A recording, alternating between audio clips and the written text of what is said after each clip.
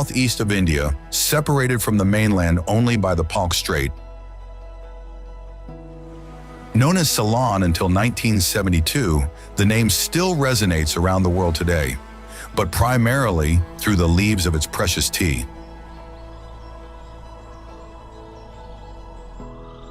The island is a microcosm of wonders, compressed into a relatively small space.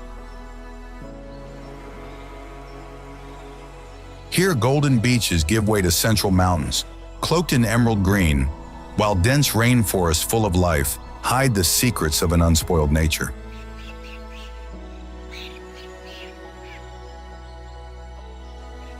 It is in these natural sanctuaries that the Asian elephant crosses paths with the Sri Lankan leopard, both witnesses to an island that breeds biodiversity.